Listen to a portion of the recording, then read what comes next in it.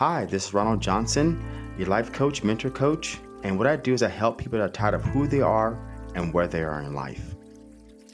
And this is Gloria, your life coach. I help those who are feeling stuck, struggling with difficulties such as self doubt, inner judgment, lack of confidence, life transitions, and taking steps forward. And welcome to Life's a Shuffle podcast. Now, you may wonder why it's called Life's a Shuffle. And the reason why we came up with this title is that life is really shuffling. It doesn't matter where you come from, your background, what age you are, you're shuffling multiple things in life. And the best thing to know in life is everybody faces your struggles and everybody faces what you're going through. But there's hope in learning something about that. So when our guests share their journey, the hope is you learn something in that journey so yourself can navigate the struggles you face, the low self-esteem, the self-confidence, and that's why we call podcast Life's a Shuffle. And throughout this podcast, we share our personal overcoming stories, as well as our guests who shares their personal journey in overcoming their personal struggles. Life's a Shuffle podcast is here to connect like-minded individuals. And thank you for listening to Life's a Shuffle podcast.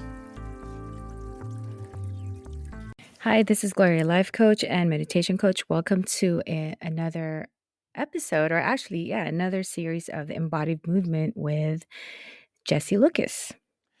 Hi, this is Ronald Johnson. Welcome to another episode, or episode 2 with Jessie. I almost kind of made a mistake there of embodied movement and what are the next steps. So, if you guys listened to our first episode, we dove in deep into that onion. I always talk about different layers of understanding what is body movement, how is the mind affected through the body, and just getting really scientific on everything is an experience in life. So, Jessie, kind of take it away as far as what are the next steps.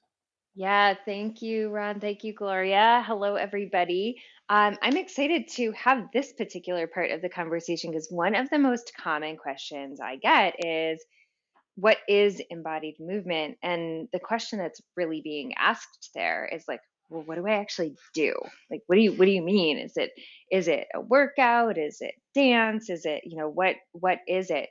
So just to kind of bullet point to bring up to speed. So you guys may have heard parts of my story, my background. I have a foot in, I've been a yoga teacher and I've also been a personal trainer. So I've been able to see experientially, both for myself, my own practices, and with my clients, kind of approaches to movement from kind of multiple angles. So, from an angle of stress relief, or an angle of even, a sense of self or spirituality. And then, of course, the angle of just make your body function better, whether that's losing weight or gaining muscle, or healing from an injury so that you have a joint that works again. And the through line that embodied movement takes is that you know, not not taking guesses, not taking shots in the dark. You know that the movement you are choosing to do, the physical movement you are choosing to do, is correct for what your personal needs are, your personal physical health needs, your personal emotional needs, your personal mental health needs, and even, your energetic or spiritual needs. And that's a tall order. So that question of what's next can get very baffling if you don't have a few simple kind of questions to ask yourself. So the first thing I want to say as far as what's next is take any of the preconceived rules you have off the table. I'll give you an example. So a lot of I am myself in this category. A lot of women who kind of hit their 40s, that's me, find themselves, their bodies start behaving differently. They start something that wasn't happening before might be happening now out of the blue, whether that's weight gain or mood fluctuations or things like that. So, for example, if there's, let's say, weight gain, The standard fitness instruction is, well, if you're gaining weight, go do cardio, calories in, calories out, burn the calories, lose the weight. And I found that, especially with women in this category that I am in, and again, I'm making a very generalized statement here. Often there's something else going on under the surface. Hormones are changing. Unfortunately, so many people right now are dealing with an autoimmune condition. Something else going on, and that cardio actually puts you in a burnout instead of burning calories. So, as far as what's next, the first thing would be to take any blanket statement rules off the table, because that may or may not be the right next step for you. And to really ask yourself, what am I really wanting here? What am I wanting to feel in my body? So, I mean, you guys can, listeners, you can jot these questions down. What am I really wanting to feel in my body? Am I needing more energy? Am I feeling sluggish? Am I tense all the time? Am I getting, headaches, and I really want to decrease that pressure in my head? What is it? Just kind of make that bullet point list. What am I feeling in my body? Second question, ask yourself, what am I doing now? What is my current activity level? What's my current routine? And if you don't have one, that's fine. Just kind of jot that down. And if you do, whatever that is, whether that's sporadic or you're dedicated, like every day at the gym before or after work or whatever, or you're a weekend warrior, it doesn't matter. Just, it's important to become self-aware. So what is it you really want to feel in your body? What's going on that you want to shift? What are you currently doing? And then to take a look at that, and just take a moment and see, is there something that stands out to you? It may be obvious. Like if you are feeling really tense and tight all the time and you are at the gym every day, that might stand out to you. I am not stretching. I'm not fitting in kind of low key activities like a gentle yoga class or a walk in the neighborhood or getting a massage. Something might just stand out to you right away. And if it doesn't stand out to you right away, that's where we can get into the next step. But before I do, Ron and Gloria, I'd love to hear from you guys if there's anything from that little first stage that stood out to you, or anything that came up, or anything you want me to clarify. Yeah, go first, Gloria. You go first, please. I was just gonna say, like, for instance, knee. So I can totally, so I resonate on this women in their 40s with the body changing, or, we're a lot of the women, I do have friends, we always talk about this, that, we get so caught up sometimes with blaming our hormones for everything that's coming up for us, every feelings that we feel in our body. And sometimes we don't understand it, like, what's happening to me today? We ask ourselves those questions. Why am I feeling this way? All of a sudden something's hurting and we're feeling bloated, and we're lazy, we don't know what to do. But we get so caught up with just blaming our hormones. I'm being hormonal today. For me, my Hmm. biggest one is my knee all the time, even going to the gym. I do have knee problems. And like I said, I think I've mentioned this before. I have a torn ACL and a torn meniscus that I never got repaired. I never had surgery for it. I just kind of, did the strengthening around it, muscle strengthening, so I can kind of go back to my daily activities. But the whole, I think it's just having that awareness, like what you mentioned. It's hard for a lot of the women. So how does one even become aware to that? Yeah, I mean, so one of the terms you just mentioned, we are hormonal. I am hormonal.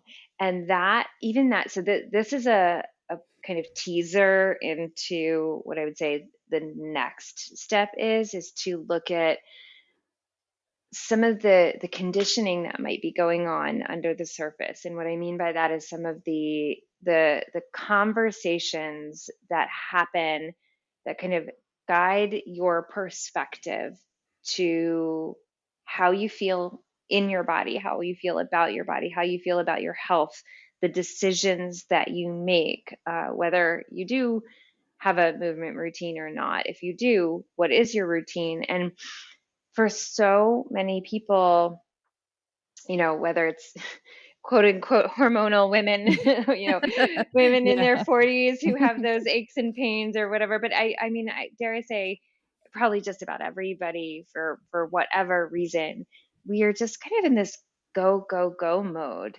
And the stories that are kind of dictating our perceptions and our decisions under the surface are the ones that have been put there previously.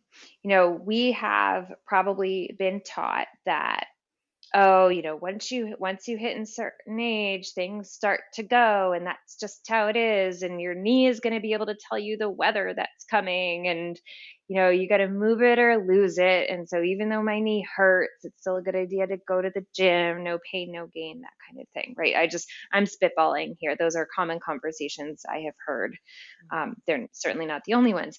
So that question of how do you become aware, there I one of the coolest things I think is happening right now. So, here we are in 2021. Our daily rhythms have been very different this last year and a half or so. And it's kind of shaken us all up and disrupted our perceptions. And for some people, it's allowed us to see what our bodies have been asking for all along. Now, whether we've listened to that or not, and let alone, accommodated those signals, that might be the next episode.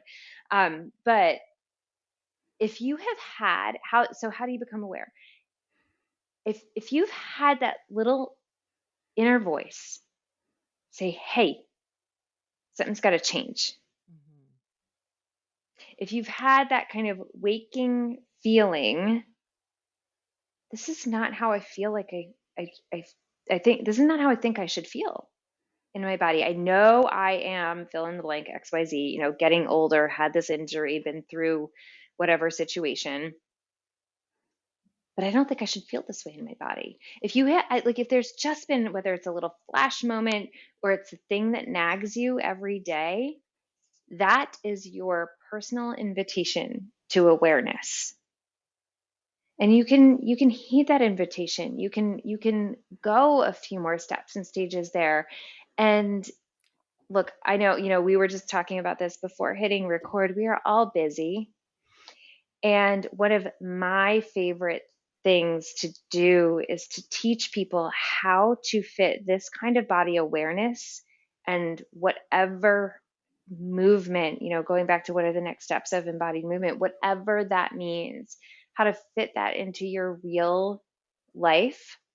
It does not have to mean you you get up an hour earlier to meditate to turn on that awareness. It just means you note that little nagging feeling, that inner voice, whatever it is, you note that in a different way. There's a very cool thing that happens when you actually acknowledge a feeling or a thought coming from within.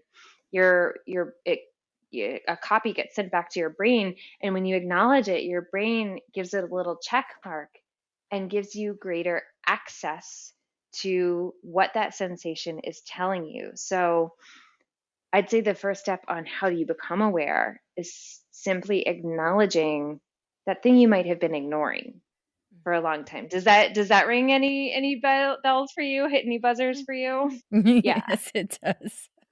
It really does. And I was just thinking about in this case with, when I uh get in contact with my girlfriends in regards to this, because we seem to be all in the same cycle, right? And I've also heard um of something about when your knee starts hurting, oh, because it's raining. I don't know if you've heard of that, but I've been Mhm. told that many times when it's raining, your knee will start hurting.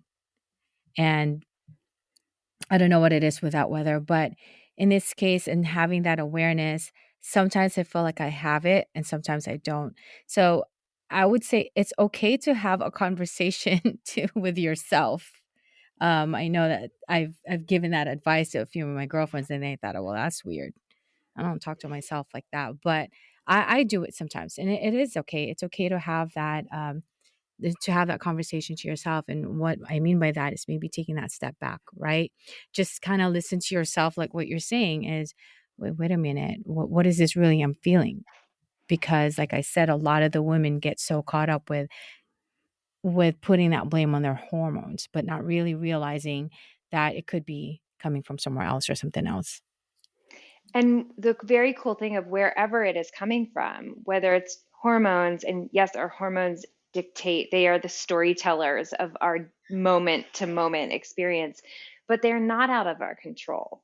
And whether it's the hormones or the barometric pressure or the stress levels, stress is another kind of threshold marker for whether you're feeling pain or tension, or like you want to go to that exercise class or whatever. So taking, you know, having a conversation with yourself, that's a really great way to put it, just that moment of inquiry. And the cool thing is, nobody has to know you're doing it. You can do that. You can be like whistling and doing the dishes, or you can be in the shower by yourself with the door closed, or you can be on your commute, or you can take 2 minutes before you open up your computer and hit that join Zoom or whatever you're doing, and just have that moment and access the wisdom in your body. That's what embodied movement is all about, moving towards accessing that wisdom in your body. Yeah. I have a question here. So it's really great because in this bubble, you, Gloria, everybody's aware, right? So when the awareness becomes an apparent, we know we need to create a change. When I coach a lot of clients, and even for myself before I became a coach and really getting into the psychology of human beings, it's really the dysfunction comes. I learned that last time on our podcast is, I feel this. So, like, say, for example, it's Gloria's knee. I feel my knees is a certain way. I shouldn't feel this way, but my knee hurts. I shouldn't feel this way. So, a lot of clients, I think, get stuck between going from step one to step two because that feeling of I shouldn't be this way. We talked about the Hmm. friction when I was Yeah. complaining about my Yes. knee. That's right.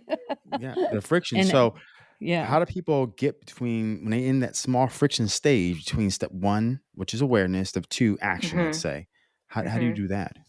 And that's Yeah. and So, by the way, Jesse, the reason why he brings it up. So I've been that's the kind of situation I was in this week with my knee when I because I have heard it and then I'm starting to, you know, kind of get the strength back a little bit, but it was stopping me. Maybe it's just me, but I was stuck in that friction of I shouldn't be feeling this way. I should be able to do this, but my knee is limiting me in doing the activities that I want to do. okay. This is real deal right now. This This is is real real deal. time right now. Okay. Yeah. So, and I'm going to answer it this way then.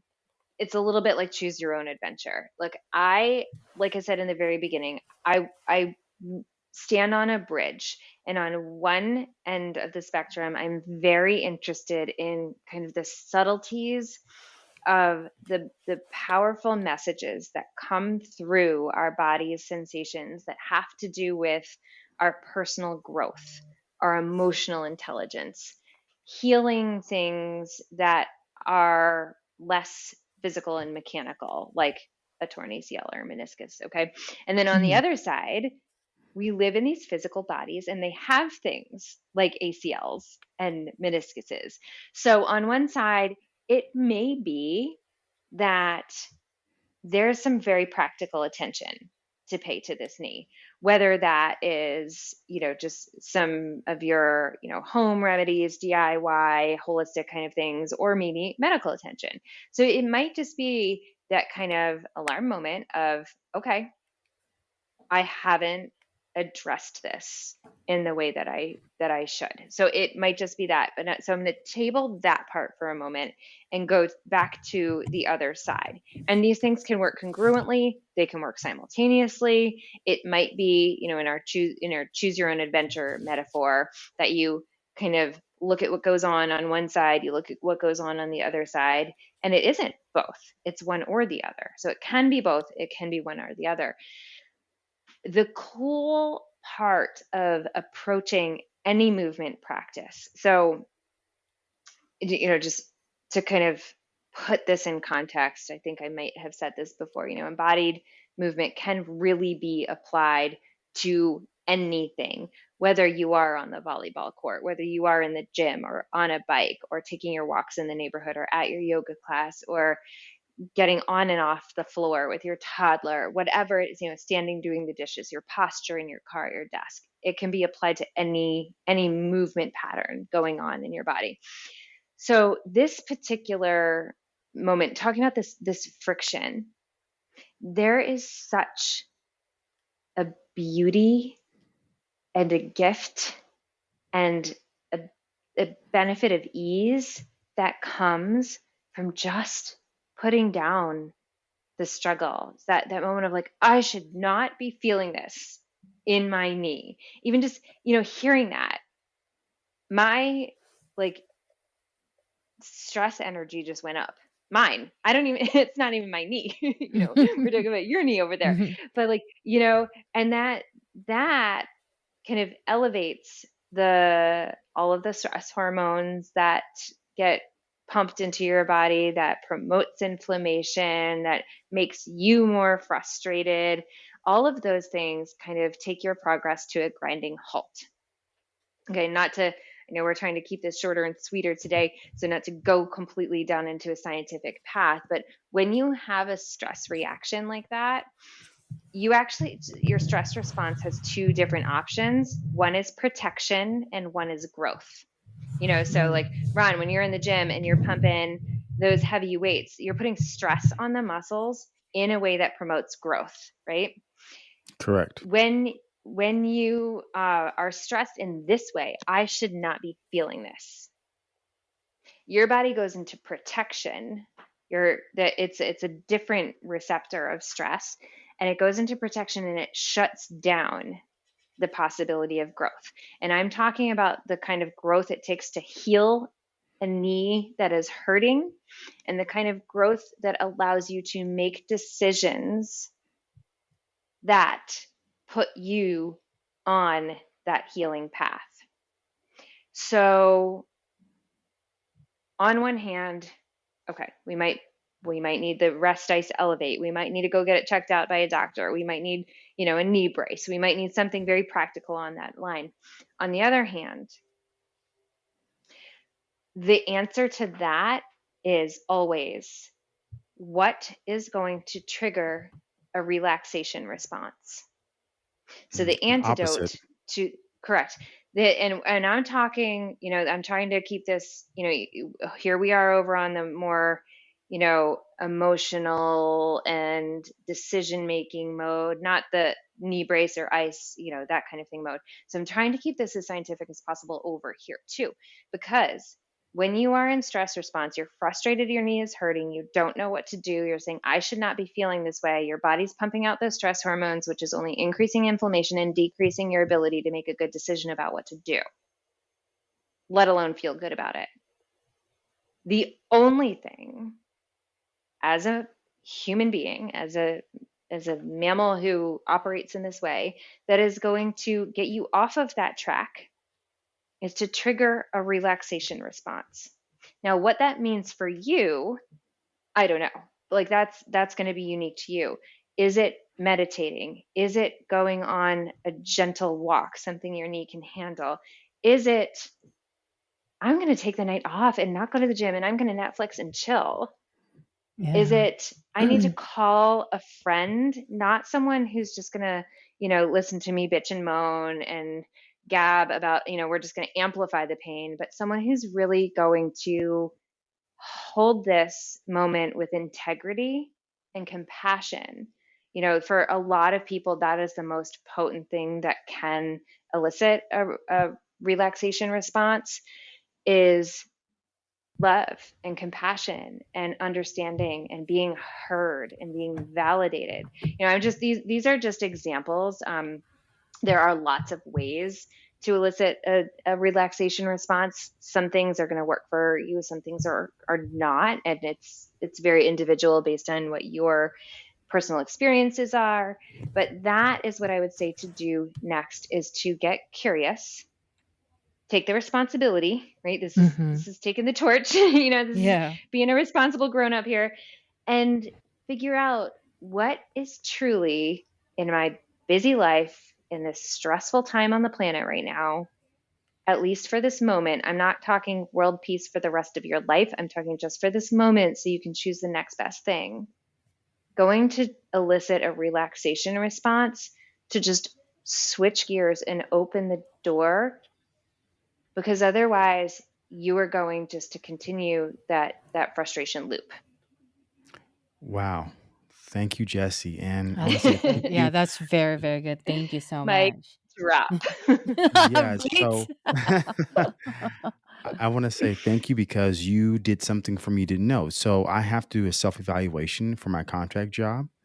And, doing self evaluation, it's not really how we human beings think and move and rationalize life. And obviously there's so many sensory acuities, like what the questions say, what does it actually mean, what should I write down, also what I'm feeling. Okay, if I write down the wrong question or answer a certain way, I may get a bad review, I may lose my contract job, right? All these sensory acuities are happening inside, because as soon as I opened it up and I had to listen to do the performance review, I already got stressed out. I answered one question, I closed my laptop. So now, after hearing what you're saying, is that now I'm gonna create the opposite. So not just opposite with my mindset, how I look at something, but obviously taking a break. Maybe I go run on a treadmill. I'm gonna walk my dog after our podcast, but things that actually give me back and not take away. So that's what I really got out of that, and that kind of hit the nail right on the head. It was perfect. I need to hear it, and this is Hmm. the right time for me. So I want to say thank you. I love it, and it's probably the right time for somebody else too. I mean, it's you're getting your body to work with you and for you instead of against Hmm. what you are desiring. Hmm. It sure Yeah. is. That's it. Yep. Which I think for me, that's what had happened to me this past week, is it was working against me. Hmm. And yes, but we were, as Ron was reminding me of from our previous podcast about the friction. So yeah, thank you so much, Jessie. That's kind of lightened up some things for me, what I would need to do next. You're welcome. My pleasure. So I love having these conversations, and I know for sure, you're I think we've said this before too, the more personal we get, the more universal we get. And I can only imagine someone listening, for both of those examples that you guys both just gave, the knee and this evaluation, we can all relate. There is so much friction happening, and there is not an instruction list as to what to do next. And I mean, I think that this right here brings it full circle as far as what are the next steps. And I'm grateful to open this part up, because most of the time people expect a protocol of movement to be the answer to that question. Well, first you have to warm up, and then you have to go do this kind of movement, and then go do that kind of movement. Be careful of these things, make sure your form is correct, and stretch afterwards. That's not Hmm. what's next. We can talk about a protocol, we can talk about, figuring those things out. But if you're skipping this step of getting your body on board to be working with you, it doesn't matter if you're sitting down to do a mental task or getting out there to do a physical task. You have skipped the crucial step. This is the embodiment part. Living in your body as it is operating, all of the signals that are firing, all of the emotions that are brewing under the surface, even all of those those dang hormones that are calling the shots, Yeah. whatever it is, all of it. This is the next step, to take inventory of what's going on, gain a little bit of understanding, learn, I like to say decode these body sensations so that you can work with the code. It's like if I'm on my computer and I keep trying to print, but I'm hitting the wrong code and I'm getting mad that something different is happening and I just keep hitting the same code, I'm just going to keep getting mad. Yeah. And the Yes, it's the result same Exactly. isn't going to process. happen. Exactly. Right. Yeah. Right. So the next step is take inventory of what's going on, gain a little bit of that. We've mentioned this before, that kinesthetic intelligence. Shift gears if you need to shift gears, like from that, in these examples tonight, the stress response into the relaxation response. Then you can take the next steps. Wow. I So like next that. step is Yes. just to release. What you need to let go so you can either change or move on and create less friction. Jessie, thanks again for being on Life's a Show podcast. I got a lot of information today. I see like Gloria got a lot of information, I and did. our So I'm kind of audience will get a lot of speechless. information. So I'm like, okay, how can I apply this? Not when something happens. So most of the people think that I have to apply these tools when something happens. No, the tool has to be ready so when something happens, you can apply it. It's actually the opposite way. So I have the Mm-hmm. tools now that I can apply. I'm gonna apply it today after we get off this podcast about my review and just move on. That's what I'm gonna do. Mm-hmm. So Mm-hmm. thanks again, Jessie, on being a guest on Life Shuffle Podcast, Season 1, Episode 2, on what's the next steps. You're welcome. Thanks, you guys. Thanks again, Jessie. And until our next episode.